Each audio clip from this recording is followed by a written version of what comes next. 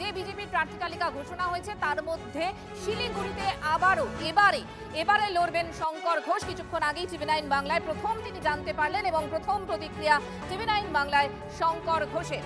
আরো একবার আপনাদেরকে জানাই, তৃণমূল কংগ্রেসের আগেই বিজেপির প্রথম প্রার্থী তালিকা এবং এই মুহূর্তে অবশ্যই সব থেকে বড় চমক হচ্ছে মমতা বন্দ্যোপাধ্যায়ের কেন্দ্র ভবানীপুর, হটস্পট ভবানীপুর। সেই ভবানীপুরে বিজেপির অবশ্যই বাজি শুভেন্দু অধিকারী এবং শুধুমাত্র ভবানীপুর নয়, নন্দীগ্রামেও লড়বেন শুভেন্দু অধিকারী।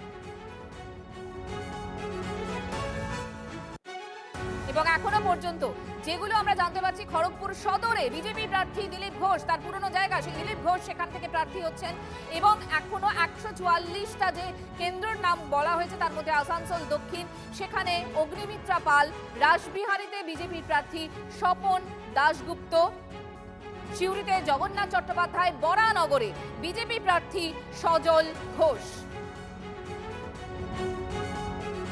গতকালই কমিশন ভোট দিন ঘোষণা করেছে এবং তারপরে আজকে বামেদের যে লিস্ট বেরিয়েছে এবং তারপর এই মুহূর্তে বিজেপির প্রথম প্রার্থী তালিকা হরিণঘাটায় অসীম সরকার, মুর্শিদাবাদে গৌরীশঙ্কর ঘোষ এবং যেরকম জানাচ্ছিলাম বরানগরে প্রার্থী সজল ঘোষ, ময়নায় অশোক দিন্দা, চাকদায় বঙ্কিম ঘোষ, বহরমপুরে সুব্রত মৈত্র, দুর্গাপুর পশ্চিমে লক্ষণ ঘরুই।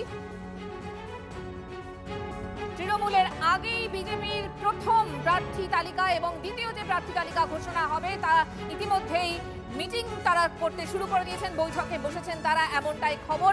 আরো একবার আপনাদেরকে জানিয়ে রাখি, হটস্পট ভবানীপুরে বিজেপির বাজি শুভেন্দু অধিকারী এবং শুভেন্দু অধিকারী নন্দীগ্রামেও বঙ্গ বিজেপির প্রার্থী।